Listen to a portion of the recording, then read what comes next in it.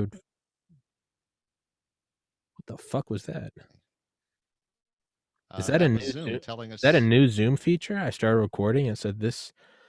That's brand new. I suspect somebody had a privacy complaint. Well, it is an issue in some states Let that me. you have to inform people that you're recording. Like California, I think you Yeah. have to. Well, yeah. It's whether you have a. I think it's single person consent or something like that. Is as long in some states, as long as any one person who's in on the call knows about the recording is legal. But in other states, everyone in on the call has to know that it's being recorded or it's not legal. I think that's the case then. Well, So Louisiana's Louisiana is a single person consent state, so it's like not a problem here. I'd love. It's actually the cops got that put in, so they could have kind of confidential informants wear recorders You and know, it's kind of. put wires on them and shit.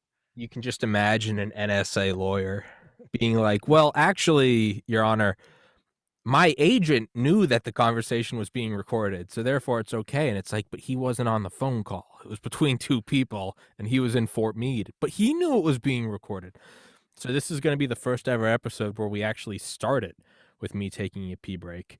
So, episode 455 with Roger Williams, author of my favorite book, Metamorphosis of Prime Intellect. Roger, tell him where to get it. Okay, hey, if you would like a paper copy of my book, The Metamorphosis of Prime Intellect, which Tommy just said is one of his favorite books, then I would encourage you, instead of buying it from Amazon or the usual suspects, to go to lulu.com and buy it from them because they are the publisher of Origin and the price will be the same.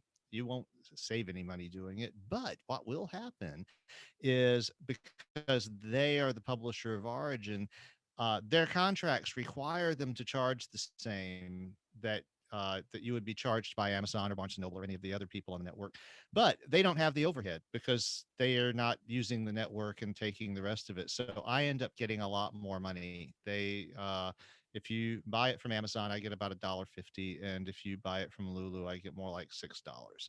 So just a hint, if you want an ebook, there are several versions that you find on the web, and there's a link on my personal website, localroger.com. Those you can get anywhere. That doesn't apply. It's mainly the paper version, has an ISBN. It's all nice and professional. Of course, it's self-published as hell, but whatever. Anyway, and before I started doing these spiels for Tommy, my revenue from Lulu for a quarter tended to be between 80 and $150 for a quarter. But the first quarter 2021 check I got from them was over $700. And the second quarter check that I got last week was over $400. So somebody out there rocks. Thank you guys. Thank you, listeners. And I guarantee there are no regrets. Anyone that bought it, I can imagine that you thoroughly enjoy the book. It is the best book. I got these weird hairs sticking out that I can see. If you can't tell, I got a haircut, but I got some weird hairs sticking out. I like the haircut. I think it's kind of sharp. No comment from Roger. So Of course, I I do this every few months. yeah. Yes. Yeah. That's why It's I have the programmer ponytail in back. I never do anything with that. I have saved tens of thousands of dollars because I cut my own hair, and it's like ever since the movie Sneakers came out, it's like, man, I'm fashionable for a programmer. I think getting haircuts every like 2 months has helped fine hone the podcast skill. You sit down with someone you've never talked to before, and I try to have That them is, laughing by the end of it. yeah. Oh, and I mentioned that I got that. Blitz, Drugs in the Third Reich by Norman Ohler. How do you like it so I far? thought it's like if you had him on like what 4 times, and I finally realized it's like I need to buy the dude's book and read it, and it's frigging brilliant. I finished it this morning, Isn't it? but you got the audio, book, didn't you? Yeah. Let me show you something that you Okay. probably didn't appreciate. Okay, let's see. This part here is footnotes and references. Jesus. It's a 300-page book, and it's 60 pages of footnotes, references, credits, and everything. This dude did some serious scholarship, and he dotted every friggin' I and crossed every T. It Norman is Ohler. amazing. Norman, you Yeah. animal. Plus there's some illustrations in here which are pretty cool. But yeah, the main thing is just like, no, it's a work of scholarship. And what I like about it though is like, considering it's a complete rewrite of how World War II went. I Yes. mean, I've read the rise and fall of the Third Reich like 5 times through, and this is a completely new take on it. The fact that it was methamphetamine that made the Blitzkrieg work through France because Yes. the German soldiers didn't have to sleep. Yeah. No one had ever like put that together, but he makes the case completely solidly. And it was just like, and with that, and then out of that chapter into Hitler's decline, Hmm. is Dr. Morell. He mentions this. Yeah, there's a 1,000-page biography of Hitler, and Dr. Morell is mentioned like 5 times. And he has an entire almost 100-page long chapter about Dr. Morell and the whole thing with Hitler. And it's like, no one knew any of this. It's insane. Or they had bits and pieces of it, but he went and he put the whole thing together. And it's like, this was and the first 10 or 20 pages, which are about the war on drugs as it started, the anti-drug Hmm. pogrom early in Nazi Germany. And I lived through the 1980s. I remember Nancy Reagan saying just say no and all of that bullshit, and it made my blood run cold. I mean, and I'm sure that was deliberate. I'm sure, but he didn't hit you over the head with a hammer. He just phrases it Hmm. in such a way that if you remember those times, you realize what we're doing. They Oh were yeah. trotting down the same path. They're trying to. They Yes. just didn't get as far, but they were working on it. It's like, Dude, it's I've told my dad's a huge history buff. My dad's one of the most well-read people I know. And I told him, I was like, you need to read Blitzed because nothing completely casts World War II in a different light than Blitzed. It yeah, makes everything make sense. The idea of the 1,000-year Reich and Operation Barbarossa and these different fronts. It's because he was high on coke, and then he would cancel him later in the day when he came down. yeah, It's and the he just, and he has like these records. He even has illustrations in the book of the drug records from Morell about what was prescribed when, and drug X, yeah, and injection as uh always. injection is always, Yeah, yeah. So it's amazing. It's just like it pulls so many things together, that you just never seen before. And all of a sudden it just, wow, it makes sense. These people are all just like fucking strung out and high. insane, insane. How fucking crazy is Dr. Morel with his concoctions? It's like bulls, testicles, liver of horse, and like yeah, like dried milk powder and like chamomile tea. Whip I'm it up and inject confiscating it. all of the organs, ship them to me. Yeah, I need all of the blood. I cannot be expected to give an advantage from my. And it's like Jesus, and it's all so insane. How about D9, the drug D9 that they Yeah, gave to those kids? My God, yeah. absolutely insane. They're starting to really go off the deep end in a more official layer there, Oh yeah, no, it's, you know, it's and yet it did spread, because it was because of that the British started using Benzedrine, and the yeah, I think in the US it was still mainly caffeine until the end, but they the whole idea that these uppers, these dangerous drugs were a military weapon, that they conquered France in 2 yeah, weeks because no one had to yeah, sleep. I mean, yeah. it's like, And then you and no one start had drawn that before. It's like, they're going, it's like, no, it's like it was a brilliant military thing. And he's going, it's like the people at the vanguard were moving so fast that as their superiors were trying to tell them to hold back, the orders couldn't get to them because they were Yeah. moving so Yeah. fast The orders because were they weren't already, yeah. sleeping and they Yeah. were just, Yeah. How, yeah, so it's it's insane. it it opened up a whole new window Yeah. into how the whole thing went down. It was Yeah. amazing. Absolutely So insane. And so it, anyway, so that was what I've been doing for the last couple of days, fuck reading yeah. that book. Fuck yeah. And it's, and yeah, we'll finish up on it is, So you realize that all those Operation Paperclip scientists we brought over, we also brought over the drug researchers. We took the best and brought them right over here, straight to Fort Detrick, Maryland. It didn't Blitz didn't end with Blitzed. It's and as Mr. Oler yeah, alluded to, his next book is going to touch on that. But Roger, well, he had also mentioned the one about alcohol yeah, yeah, in the early days. yeah, yeah. I So keep pestering, I keep emailing him. I'm like, when are you going to write the alcohol book? And it's just whatever three-letter agency is tasked to monitoring this podcast has got to be very confused about me. They're like, he's very obsessed with an alcohol background on the Third Reich.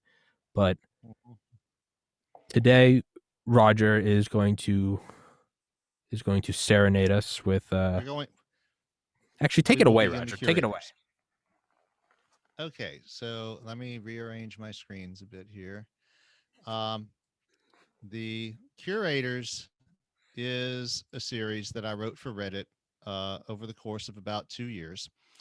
And the original idea was I am very convinced by the rare earth theory, which says basically that the earth has a number of remarkable qualities that without all of these qualities, it would not have been stable enough for long enough for complex life forms like ourselves to have evolved. So the rare earth theory says that life may be common in the universe, extremophile, bacterial, microscopic life, but that very complex life forms like us may not be because we had to have a stabilizing moon, the Cambrian explosion, number of other events happened that were necessary to clear the way for us. Uh, and the basic premise of the curators is, well, if your question is how to have a galactic civilization when you might only have one or two habitable planets in the galaxy that could have a civilization, well, somebody made them, and that's the curators. Fuck yeah. And So Raj, uh, today the more than yeah, so today uh we sorry, we got like a delay going on. Today more than ever, I've okay, had to like pee nonstop. So if at any point I get up, just keep reading. I'll mute my microphone and I'll go pee, but don't stop reading. okay, All right? all right. So anyway, each of these episodes is around 2,000 words, and there are four books. The first is the longest; it's about 80,000 words. It's 50 episodes, but the episodes are short. And this was meant to mimic the pacing of a Saturday afternoon serial at the movies when my dad was a kid. And the thing about this to bear in mind is that I didn't think ahead, especially in part one. When I wrote a segment, I got to the point where I felt it was complete, and I didn't even think about the next one until after I published that one and read the comments on Reddit. And then I considered, so it's like I would drop the episode on Saturday. Generally became my habit, and I wouldn't even start to think. I would normally write the next one on Tuesday or Wednesday, and I kept this up for like a year. Yeah. So the interesting thing about this is that as we are starting, this is something my readers didn't know at the time, but it's in the 2040s, and the human race has just invented a faster than light drive. We haven't built any spaceships with it though yet. We've just proved the concept, and aliens show up. So we go from this to some much more epic shit in the course of the story. Fuck yeah. So, the curators part one. It had been 3 years since the Fold ship appeared in our sky, and I was a bit amazed to find one of our alien visitors on my appointment book. The aliens could travel between the stars, but they had a very limited ability to move between their orbiting ship and the Earth's surface. So we had brought them a docking ring, and with their help, affixed it to their ship so that we could shuttle service. There were thousands of individuals of several races from different star systems on their ship, but only a handful had actually made it to the Earth's surface. And now one of them was sitting across my desk from me, and I had no idea why. I'm honored and puzzled, I said. You are your world's foremost expert on patterns that emerge from the dermis of your species, it said. My visitor was bipedal, but had a chitinous exoskeleton and didn't wear clothes. Its color changed according to its mood. At the moment, it was bright blue. It spoke through an electronic translator that mimicked human inflections pretty well, and I had no idea what gender it was or even whether our idea of gender made any sense to it. I study diseases of the skin, I said. Birthmarks are also part of my work. I am seeking the mark of the curators. None of your people have ever said anything about this. If I may, I made my terminal available, and my visitor navigated to a diagram of two equilateral triangles arranged point to point. This diagram appears somewhere on the dermis of every multicellular species the curators have affected. He arranged a slideshow which quickly showed me the same design in colors on skin, colored or missing hair, colored or missing scales, and colored and differently textured chitin. If I may, it said, and it stood and turned around, bowing slightly. There was the pattern, about 6 centimeters across and horizontal at about the point a human would call the small of its back. I can't say that I've ever seen that, I said. This is remarkable. I have observed the mark of the curators on thousands of individuals of hundreds of species and shared records of its occurrence with hundreds of thousands of species with my fellow researchers. What is its incidence? For intelligent species, it is 100%. I have to ask if your species modesty habit might be hiding it for some reason. I assure you, I have no prurient interest in your reproductive apparatus. I sighed heavily. This was certainly not something I'd anticipated in medical school, but I moved to the open floor and disrobed. The alien examined my body with the attention a lover might show, but a growing agitation that was anything but amorous. Its exoskeleton slowly turned green as the puzzlement increased. This is remarkable, it finally said for the first time sitting down.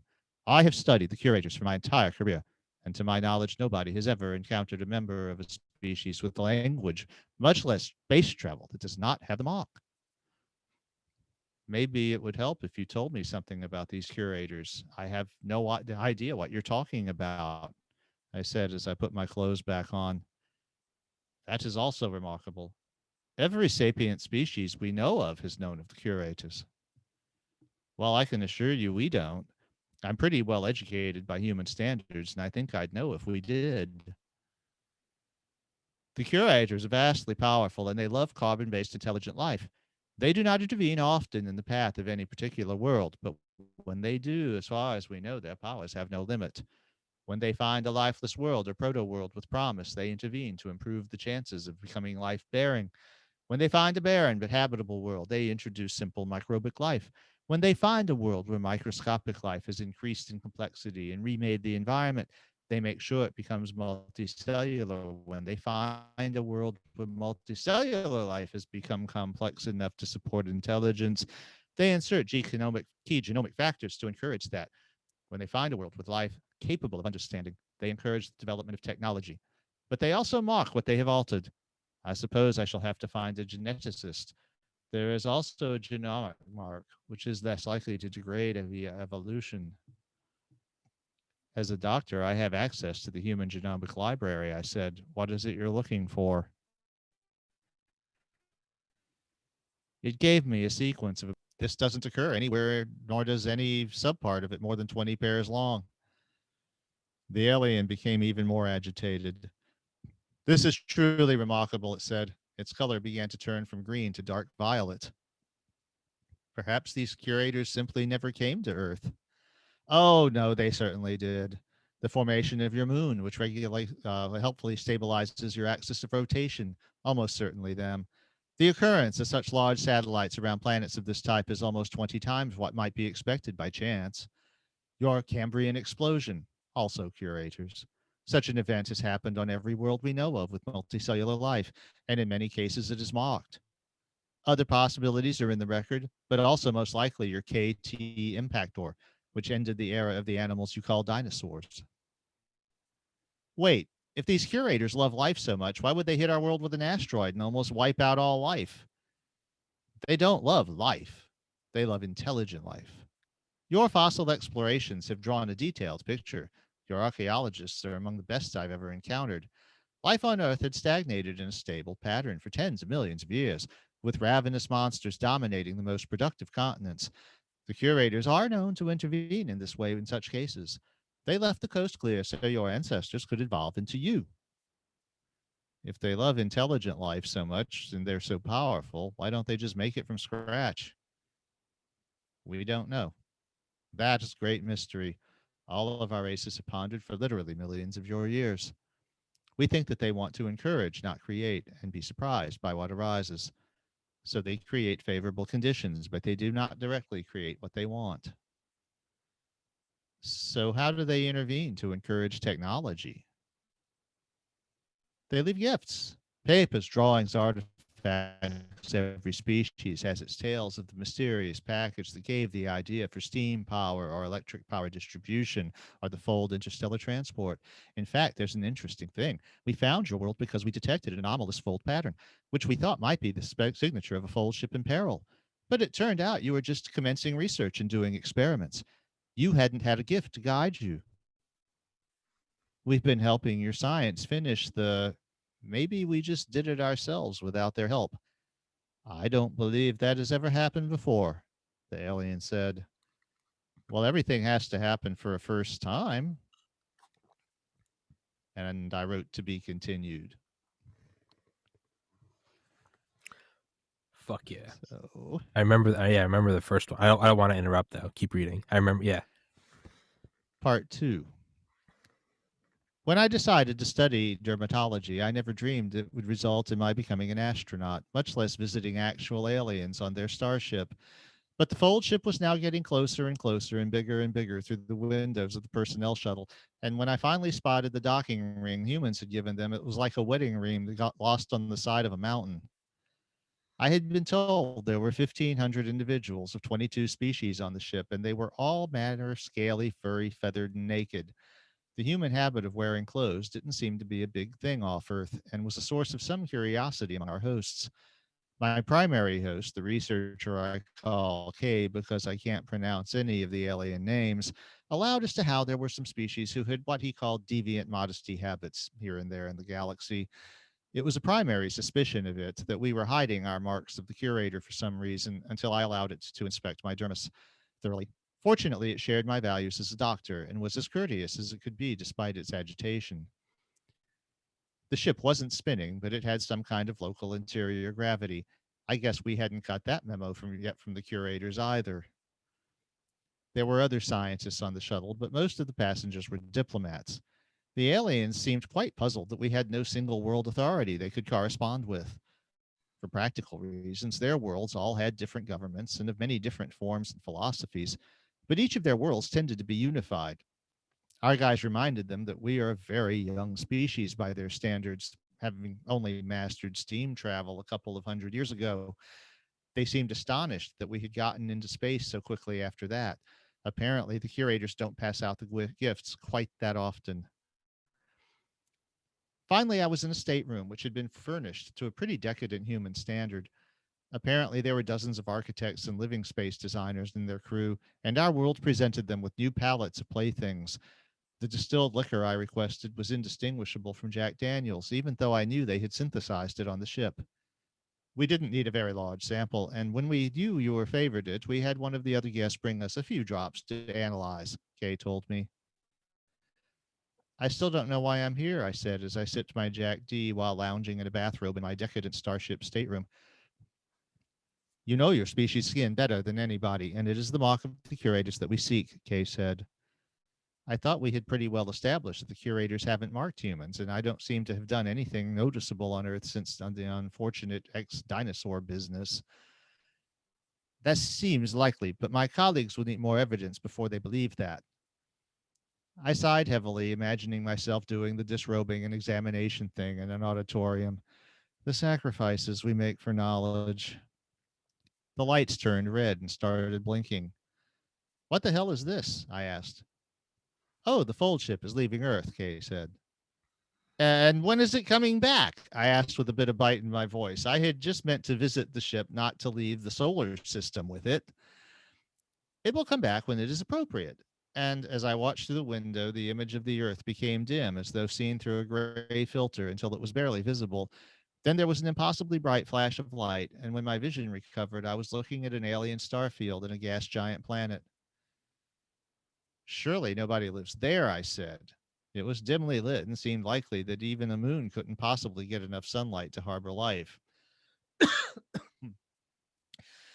No, we will perform a few fold maneuvers in the gas planet's gravitational field to adjust our local velocity before folding over to our host world. We did the same thing when we arrived at Sol, using the gravity of your solar world Neptune to match velocity with your Earth. Wait, if you can fold the ship from the bottom of gravity well out of it, doesn't that make the fold drive a perpetual motion machine? Yes, it violates your so called first law of thermodynamics. We create energy to power our ship and cities using similar principles. This is going to drive our physicists nuts. A failure to accept it was part of your physicist's problem, creating your own fold drive. Now that we have proven it is possible, they are well on their way to success. 5 Earth days later, we were orbiting a blue world, one which was Earth like, but also very obviously not Earth. The shuttles which came to ferry us to the surface were powered by some kind of field projected from the surface. This was also used to launch the components to be assembled into large structures like the fold ship itself.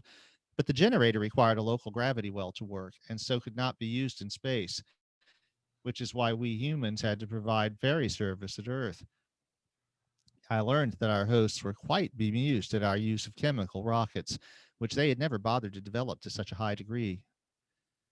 If you don't mind, I'd like to take a sample of your flesh so that we can sequence your genome ourselves, Kay said.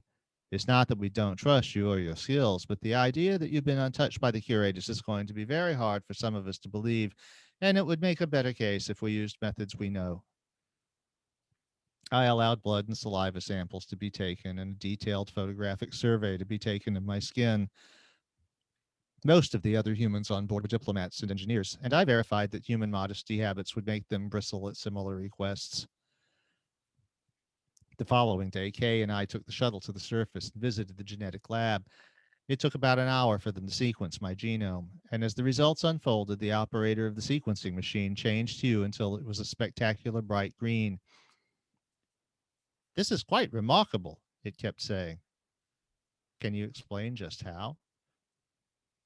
Your genome does contain fragments of curator marks, it said, but they are highly mutated. It has been hundreds of thousands of generations since the curators touched your ancestors.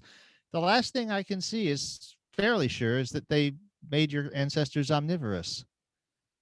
That was probably a few million years ago, I said. Exactly.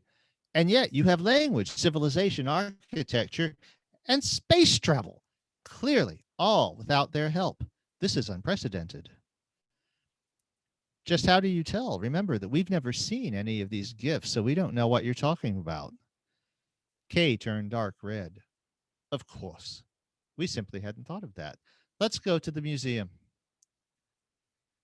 The same generator that powered space shuttles powered flying ground transport, so the aliens had what were basically flying cars. They were also automatic and self navigating and shared some kind of public system. We were at the museum, which was half a continent away, in about an hour. Kay produced a set of what looked like guy glasses. I had these made to your species form factor, Kay said.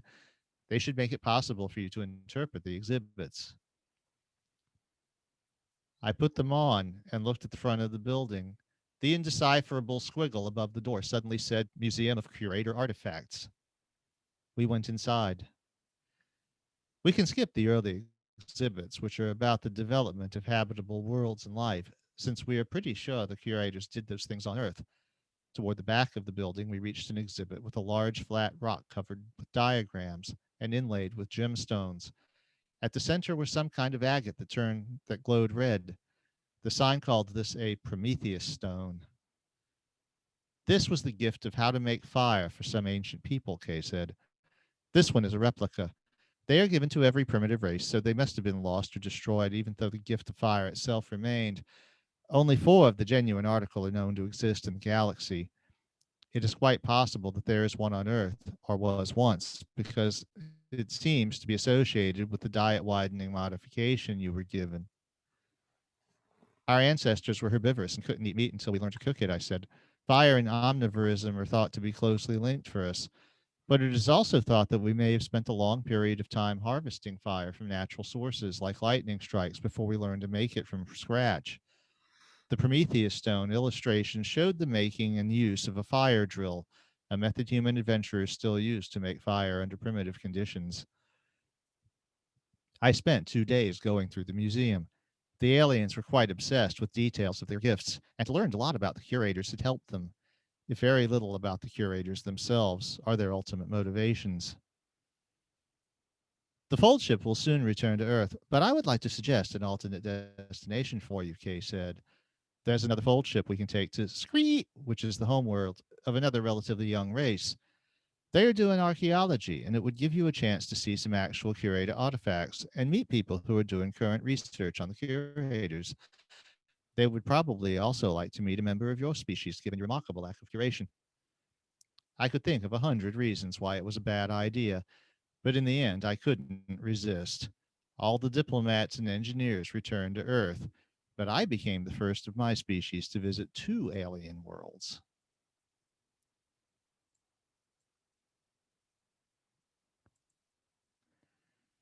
Part 3. Kay brought me to the dig site and introduced me to the alien leading the excavation.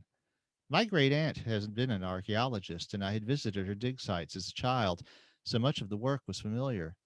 Unlike Kay's species, these aliens were more like Earth mammals, snouted and furry. But the aliens working the site had all shaved themselves bare. Their mark of the curators was right above their genitals and quite prominent when they were shaved.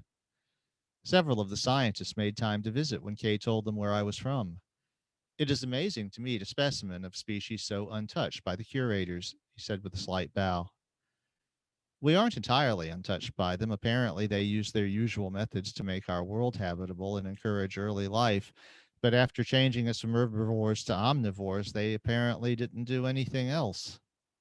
Remarkable, just remarkable. And what are you investigating here? Oh, we are fairly sure this is the place where the curators gave us writing. The site is well preserved because it was buried by a volcanic eruption 3 ago, and we are hoping to find the tablet. If it still exists, it will be one of about 100 known to exist in the galaxy. The translator didn't get the time frame. Kay consulted a tablet computer. 800,000 of your years, it said. Wow. Our modern form species is only about 130,000 years old. The scientist looked at Kay, and Kay said something to the tablet, which said something in a language that sounded like 1,000 wiener dogs yapping for dinner. Oh, that is remarkably short, and without help or hints. Remarkable. It took us almost 1,000,000 years to move from writing to space travel on Sweet, Kay said. This translator not doing names business is getting annoying. Well, translators need to be told what to call things in your language. Apparently, nobody has given our world a human name. What would you call it? Well, you came on a voyage of discovery and discovered us. So how about Seville? That's the where the first voyage to circumnavigate the Earth started. Fitting, said the lead archaeologist. Pick one for our world. What would you consider your world special for? Our world isn't particularly special. We're a young race by the standards of the galaxy, though obviously not as young as you humans.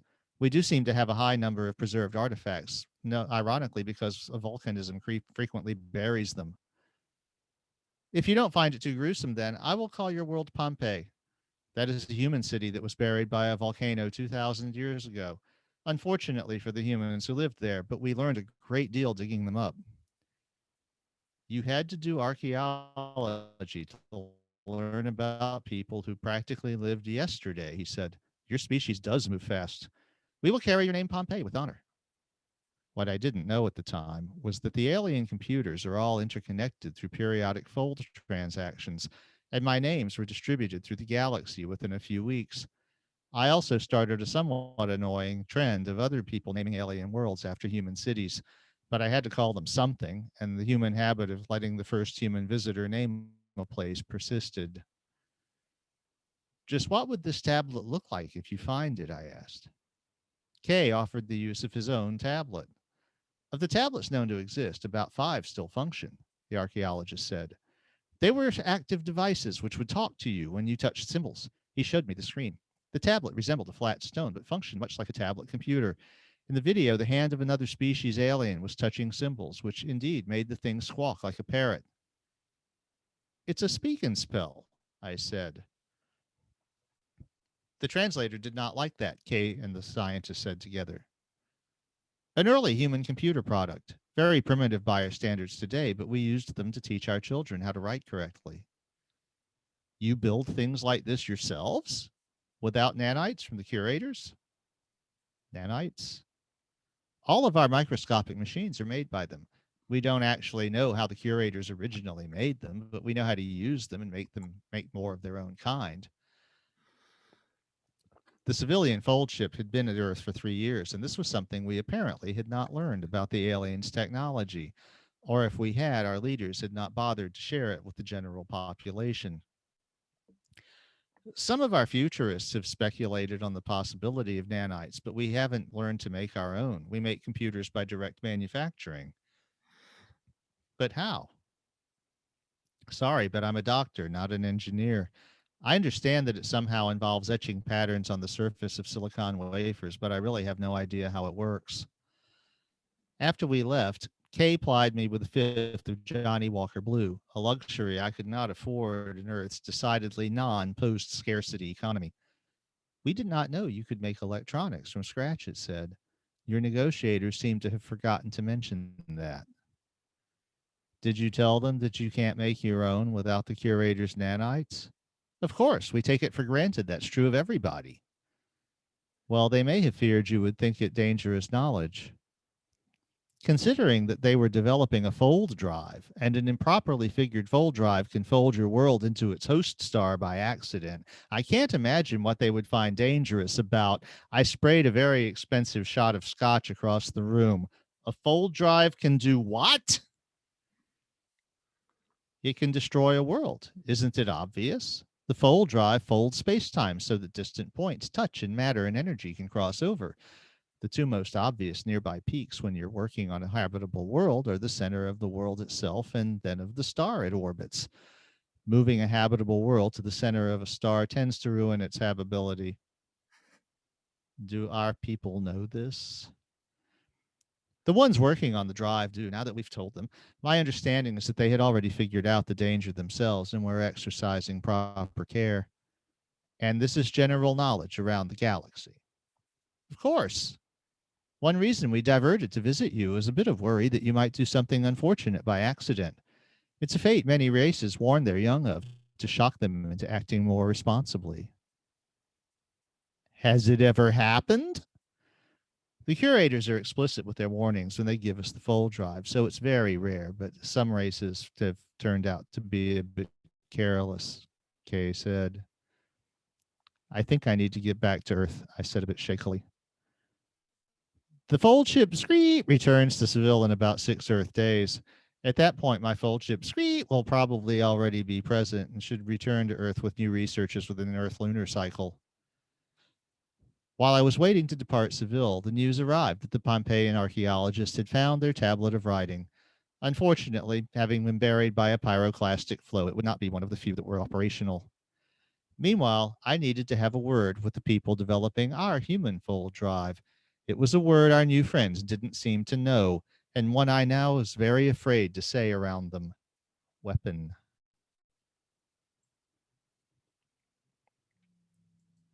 Fuck. Part 4. The Fold Ship project was, of course, one of the most important and high security projects in human history, but I was the only human to have made the side trip to the world I had called Pompeii, and the opportunity to debrief me about that was enough to get me an appointment with the project director. Excuse me.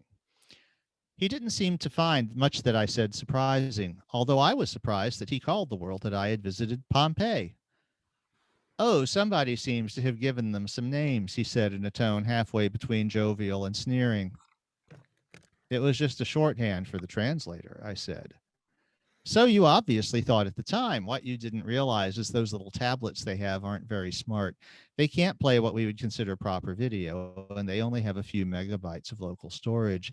They are completely dependent on a microfold link to a data processing center on their home world to do anything useful.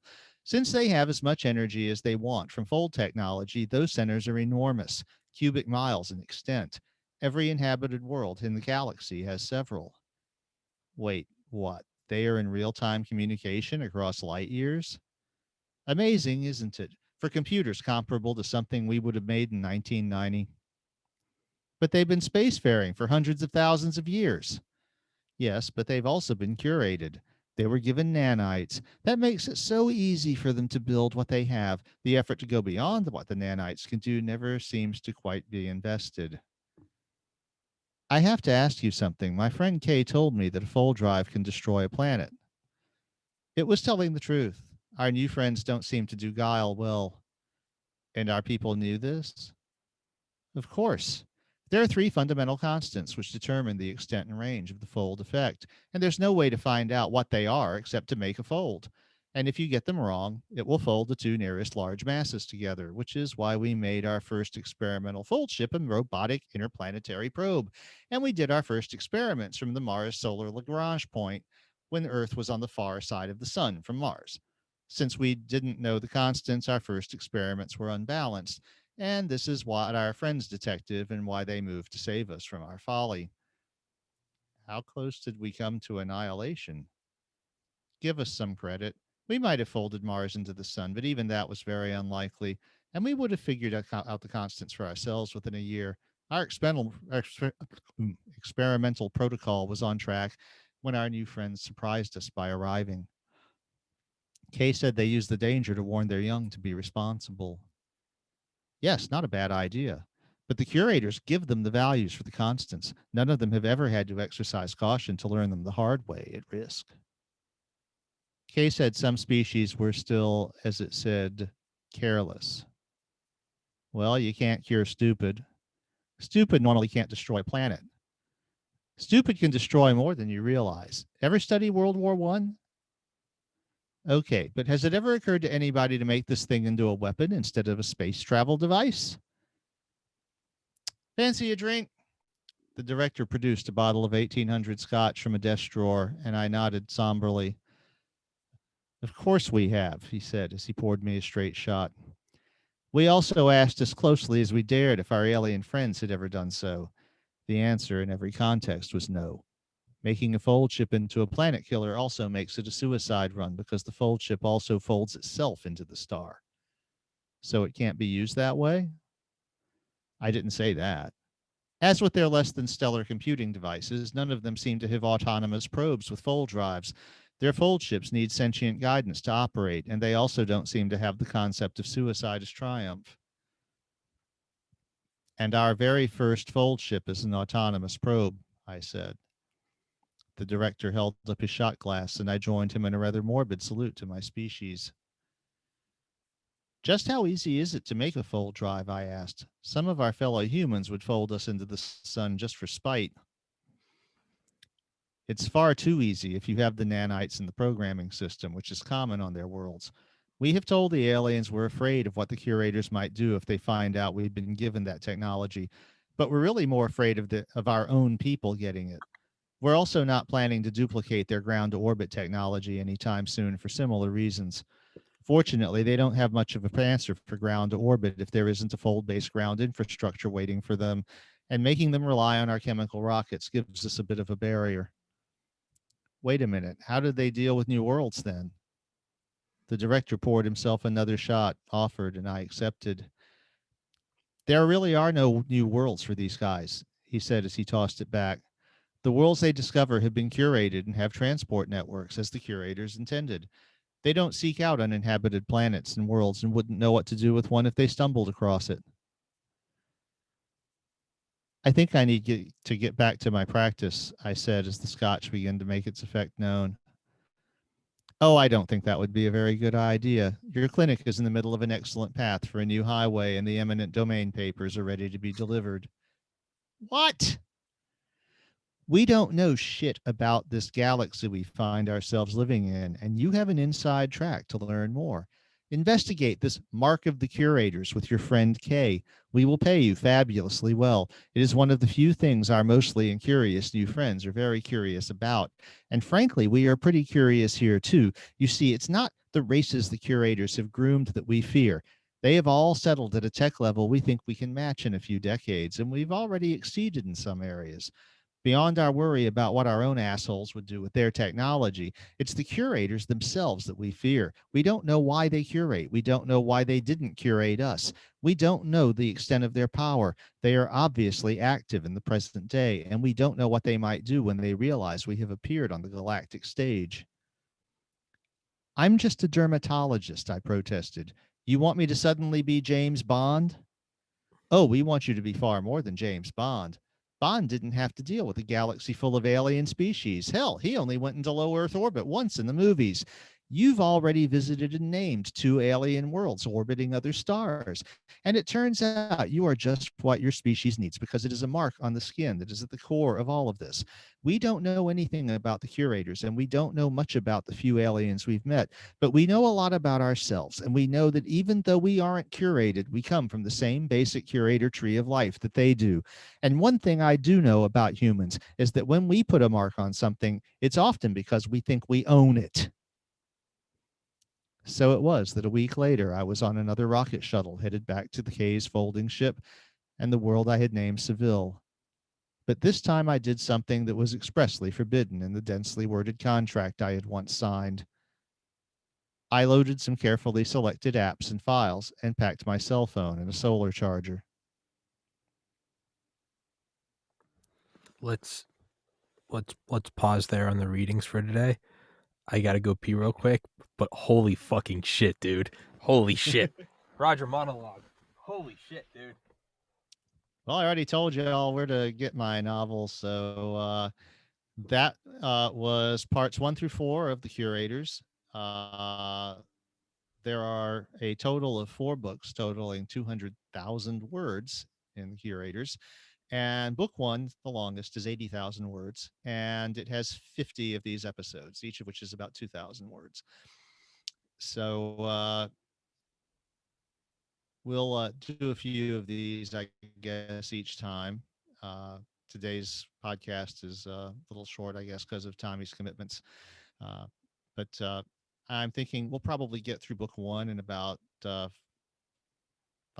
or 6, well, a few months, and then we'll see. I made some changes to how I was writing and some of the conventions in the books that followed. But it was a fun project. It took me about 2 years, and it won't take us that long because I was releasing these episodes at the rate of one per week when I was writing them for Reddit, and we'll be doing more like 4 or 5 a week here. Um, Man. so uh, that Okay. was our beginning on the epic journey of the curators. And everybody listening, as I told Roger beforehand, I had the lucky unluckiness of having a lot of guests say yes in a short amount of time when normally most say no. This has happened once before where all of a sudden I have several authors in the next couple days that I got to bang out and get their books finished. So Roger and I are doing a shorter episode today. That being said, first of all, I like the nod to Hitchhiker's Guide to the Galaxy, but I also like, what intentional or not, or perhaps it wasn't a nod to this, but rather it's just a recurring theme in our world, was a little Rumsfeldian post 9/11. There are known knowns, there are known unknowns, and there are unknown unknowns, right?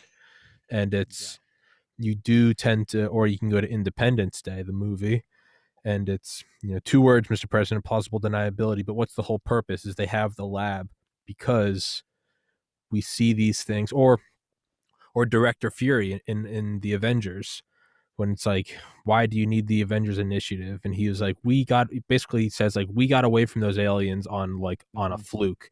He goes, we are outgunned, hopelessly outgunned. We are hilariously outgunned. But you see it in fiction and nonfiction, this kind of running theme that, like, the very tippy top, right? Leo Szilard coming to the United States and writing a letter to FDR. He's like, there exists the possibility for a uranium bomb. There's no way to shy away from it, so we might as well take the lead. You do see that, and I think you reflect it well. Of everyone else is like alien contact, whereas they're like, this is a weapon, and there are foes. Yeah. The the this series was written for the Reddit group Humanity Fuck Yeah, Mm-hmm. HFY, which is devoted to stories. It's a writers group. They Mm-hmm. encourage writing, and they have a lot of material that people post there. But their focus is on stories about how humans are ascendant, how we are triumphant in our relations with other beings in outer space. And it was started as a direct rebuke to the movie Avatar, where humans suck. Mm-hmm. Uh, because we're basically evil and we lose the battle. And there it's like uh, these guys who started HFY were just like, no, we're not like that. It's like, we will kick your ass if Yeah. it comes to that. Yeah. We might be evil, but we're not going to lose the battle, and Yeah. be evil. Let's, Yeah. One or the other. so yeah. So most of the HFY stories basically depict like human stormtroopers stomping across the galaxy and how we're bigger, and stronger and smarter and, are cleverer. It's like, even, we meet an alien who's 10 times as strong as we are, but we can outsmart it and trick it and things like Mm-hmm. that. And I liked the fact that they were a welcoming group because I hadn't had a welcoming place to put my writing since Corrosion folded under. And I thought of this idea about how we were the race that wasn't curated. Sort of like Harry Potter being the Mm-hmm. one that lived. Mm-hmm. And how that translates because we had to do it all ourselves. Well, And you have a very pull yourself up by your bootstraps theme, right? yes, You know, and it gets much stronger yeah. in the next few episodes because we didn't have all of these helpful Mm-hmm. aids that the aliens did. And so when we do figure out how to do something, it's not as limited Sure. because we figured it out from first principles. Most of the alien stuff is going to turn out to be made of nanites that they don't know how to make themselves. They know how to make them reproduce, but they don't know how the curators made the first ones. And so it's like building your entire world out of Lego. If Yeah. Lego bricks were free and they assembled themselves, Yeah. well, of course, you would build your house out of Lego. You would build everything out of Lego. Yeah. But a car made out of Lego is not going to perform as well as one made out of steel and fiberglass. Yeah. So we come along and it's like no one gave us the Lego bricks. So Yeah. we had to figure out how to do it all the hard way. And that will be the source of our greatest strength. Mm-hmm. Um, but it's going to take, like you said, it's actually not a long story for the epic scope that it has. It's because, as you can see, we have not left yet the solar system in episode 4. That's about to change. And by the time it's done, we will have not only left, but colonized other galaxies. Mm-hmm. There's the so like an analogy I could maybe draw, at least from my own experiences, is not from anyone I've had on the podcast, but there is someone, they'll remain nameless, who emailed me, had just started a podcast, and I think they have like one episode up, and they asked me, they're like, hey, will you post my podcast, like will you show my podcast? And I was kind of like, no, like, no. And what I told the individual was, and I said, hey, if in a year you are still interested and you have done 100 episodes, I'll have you on my podcast and we can talk about. Um, but then the question eventually arose with other people. They're like, well, where do you and excuse all of this if it sounds like self-congratulatory, but it's like, well, how'd you get to where you are? How'd you do the podcast? And I was like, well, there's this like very long road of trial and error, and it's not even all the same. It's like the trial and error early on is different than the trial and error now. The Hmm. trial and error early on was like forming a planet or a moon in a solar system accretion disk. It was like the very first thing I had to do was just get a guest, so that when I went to the second guest, I could say, hey, I've already had a guest, and just do that with friends until you can get 20. And then maybe I would go on Reddit, and I wouldn't even find authors. I would just find people who did interesting AMAs. And I'll be like, do you want to do my podcast? I've already had 20 guests. They're not going to look through every guest. They just see I have 20 episodes. And then once you can snag an author, well, then you can sort of repeat that theme with an author until it kind of just keeps, and you keep doing these stair step things. And then all the while, right, you're tuning up the quality of the video, the audio, you're listening back to your episodes, you're trying to get better at presentation, at editing out bathroom breaks, right? Knock on wood.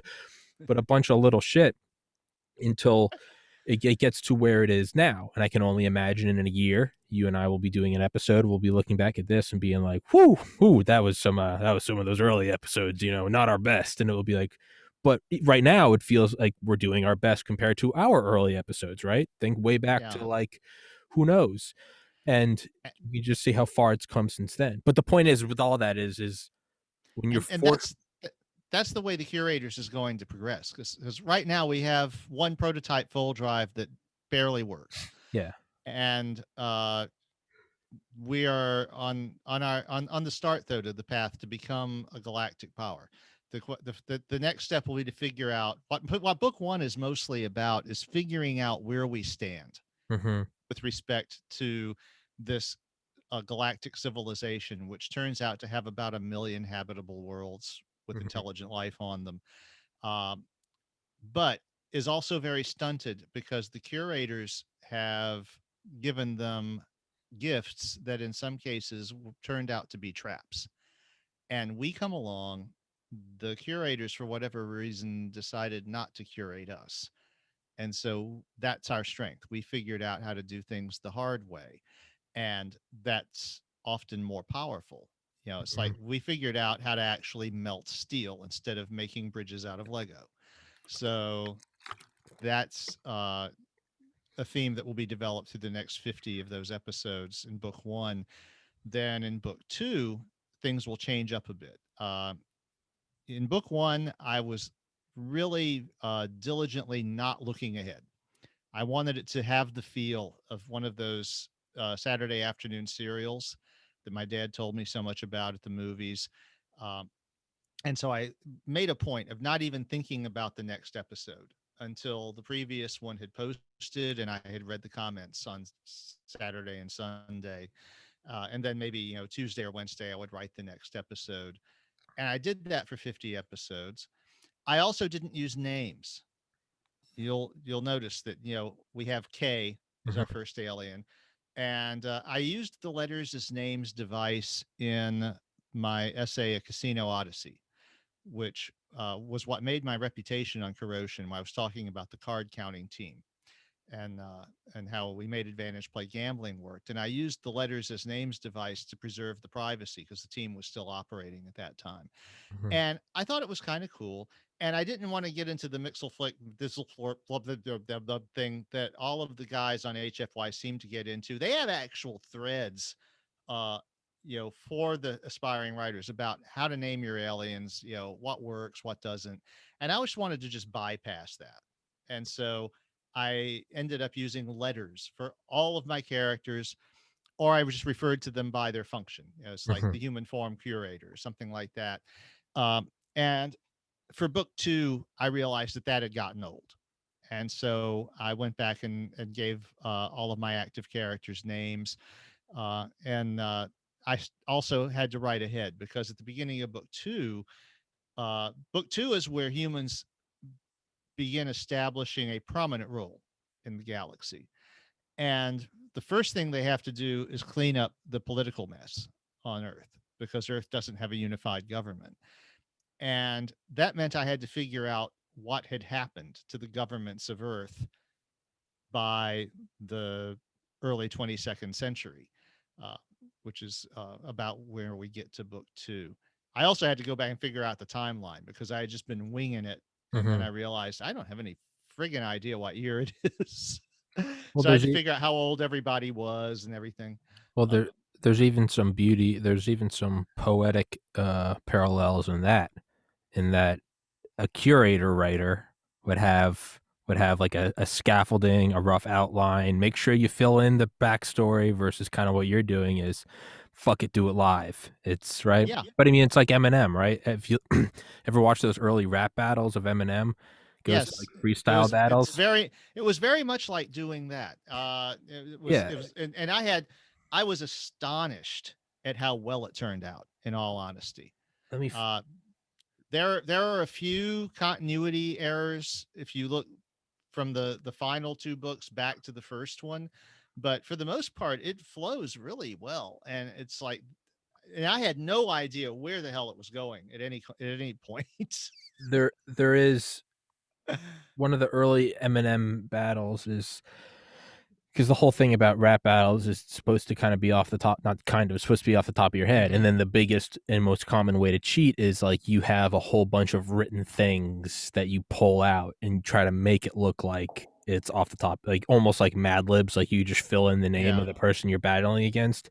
And so Eminem would call them out for that. And it's Dr. Dre, Eminem. Let me find it. Um,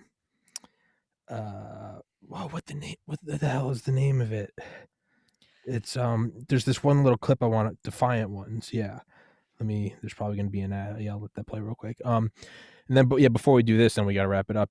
But there's also an interesting similarity in the full drive with the Manhattan Project and with the Hmm. creation of the fusion bomb. Was we don't know if it's gonna. We took precautions. That being said, there's a chance it's going to light the atmosphere on fire and the world's over. But we're pretty sure it's not going to happen, but it might. Yeah, things like that will be a recurring theme in the curators as humans develop this technology further than anyone else has ever developed it before. Yeah. We will be the ones going, oh, this is a communication device, but it works by by harvesting photons and folding just electromagnetic energy. What would happen if we put the other end of this thing in the center of the sun? Oh yeah, what it right? It's if if we let enriched radioactive materials decay, we can heat up water and drive pistons. Yeah, but Or or or or, or that just is exactly what happens. They are researching how to make a power plant yeah, out of it, and the military guys come along and say, "Hey, wait a minute! This would make a just damn nice weapon." just spitballing here, just spitballing. Free It's energy like, for all of the United States, why don't we just crank it up and aim it at something? or hear me out, Oppenheimer. Hear me out. Drop it on a city of women and children. I'm just spitballing here, guys. And they're like, bully, it's brilliant, fire. But that kind of is the nature of things, right? But you can see where that sort of, for better or worse, sharpens humanity to become this like, Yeah, this dominating like alpha predator. Everyone else that's is kind like, of what's going to happen. You mentioned rap battles, though, and well, one of the things that happened toward the end of the existence of corrosion was we had a rap battle yeah, I remember you telling me about it. in text. And at first, I was just doing this, like, they were doing all this violent shit and this, like, calling out Eminem and talking about how we're gonna stomp your shit and all this.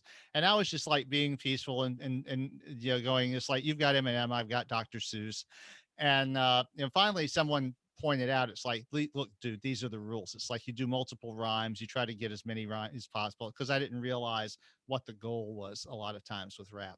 So it's like, oh, okay. So I wrote a quatrain. To Asimov, I have sometimes been compared. You ought to check out an opinion he aired. Though violent energy must sometimes be spent, it's still the last refuge of the incompetent. And then one of the other users just said, I declare you the winner. It is. It's it's oh And it took me a month to stop thinking in rhyme after oh that. yeah. There's a Speaking of which, it's kind of off topic. There's a quote I read this morning from General James Mattis, and he's talking about how you should always be reading because if you haven't, then you're not going to be on the most lethal edge. He was like, famous people, famous, brilliant people write memoirs at the end of their lives. They live these long, like a Carnegie or a Vanderbilt or a Christopher Columbus or a Genghis Khan. Like they live these insane lives, and then they write at the end of it, and they distill decades of rich experience down into a couple hundred pages.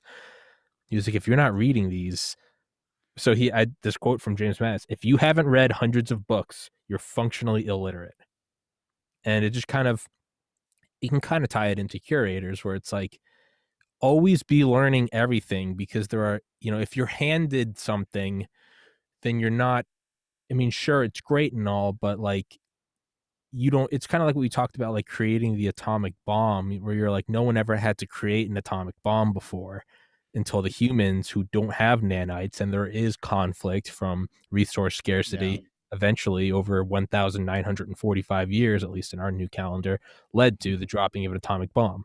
Yeah. Actually, one of the continuity errors that will occur is that within a few episodes, it will be mentioned that only a few species have ever bothered to develop nuclear energy and nuclear weapons. But in the later going, it will be established that no one has ever done that before, because with the nanites, it just wasn't necessary and no one thought of it. So that was one of the few things. It's actually remarkable how few continuity errors like that snuck in, considering that I wrote 200,000 words, 2,000 words at a time, without ever looking too far into the future of what I was writing. But, at first I figured, well, a few people have probably done this. But then as I was laying more of the groundwork and getting deeper into how the curators worked and how these other species work, I realized, no, this is actually something no one has ever done before. Except maybe for the curator's own ancestors, which become an issue in the fourth book.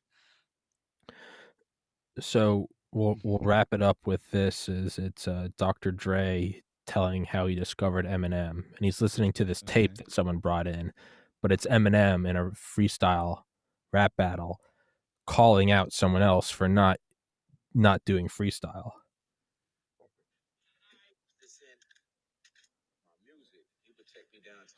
So this is Dr. Dre talking. Cassette tapes everywhere. And I remember him picking up this cassette tape. He pops this in, and I was like, what the fuck and who the fuck is that? One, play that again. Ha ha ha ha, I bust it. Ha ha ha ha ha. 1, 2, ha ha ha ha. All right, look. I'm gonna tell you this for your own benefit. Your shit was dope as hell, especially when you wrote 90% of it. What you need to do is practice on your freestyles. When you come up missing like Snoop Dogg's police files. This type of literature songs that I'm spitting, be in. You gonna swear to God this shit was written, but it wasn't. I kill a dozen rappers when I'm buzzing, guzzling, beat your ass like a jealous husband. Yeah. Especially when you wrote 90% of it. You thought this was written, but it wasn't. I'll beat your ass just like a jealous husband. Yeah. I'm following the rules. I'm doing this the way it's supposed to be done. You're cheating, man. It's From like, get the fuck out of here. from curators to Eminem. And as we wrap this up, Roger, I can't help but notice what a wonderful shirt you're wearing. Where did you get that shirt? Oh, I got it at some Spotify shop. Some guy I know. It's just like, it's really well made. It's a favorite of mine, actually. Fuck yeah, go buy the merch, you sluts. Yeah, I actually have been meaning to go by your shop and buy a couple of more, but I just haven't gotten Don't around to it do because not ever it's feel obligated. Do it because you yeah, want a shirt. Don't ever do it out of, yeah. actually, to anybody listening, feel free to do it out of sympathy and buy. But no, I want people to get it because it's the best thing. This is the Area 51 shirt. Fuck yeah. Got your buddy Bob Lazar here. Got all of his diagrams, his UFOs. The alien, I think, is on the lower back. It's got your newspaper clippings and shit. It's totally rad. And Still holding up. it's oh yeah. And this shirt it's printed by Infusion, which incidentally, the more expensive shirts are not. They're screen printed. Hmm. This shirt was printed by Infusion, so the ink is embedded into the fabric. It's not sitting on top. You can't feel the design. Like if you look at the shirt that I sent you, that was the more expensive one, Hmm. you can feel the design because the ink is kind of sitting on top of the fabric. Uh, this shirt was actually printed by a superior method. And it was printed as panels before it was assembled, so there's no gaps. You can look at where the seams join. The patterns that are printed go into the seam. Uh, they were there before these panels were assembled. So this shirt was probably assembled in North America. In fact, I wouldn't be surprised that it was assembled in the United States. So this is a very high quality product. And when I showed this to our marketing director, she was like, "Yes, that's what that costs. It's a very nice shirt." So yeah, I have been meaning to go pick up a couple more. It's just yeah, things get busy and shit like that. Do not feel obligated. You've already But done more than enough. Don't feel but obligated. but yeah, no, I didn't just put this shirt on right before the meeting. I wore this shirt to Chili's this morning to meet Fuck Andrew, yeah. my friend there, and it's like, Fuck yeah. in fact, he even asked about it. It's like, because he's seen me wear it a couple of times, and he was finally like, what is it's like, oh wait, it's Roswell, isn't it? And it's like, yep, Area 51. Fuck. I got this one in the mail, and it's just the fair one of some different colors. There's like an electric blue one. There's this one, and I was wearing it this morning. I was took it out of the packaging like 2 hours ago. And I looked at it in the mirror, and I like it. Definitely seems like it's kind of toothpaste. I was like, I should have just put Crest. When do you put your flag up? Oh yeah, no, I need to put that up today. No, I need to put it up for. I have an author tomorrow. I need to put it up for. It has to be up. Yeah, because you saw I came to your defense. I did. I saw that. Some commenter. Shout out to that commenter. He's commented on before. I know he's a fan.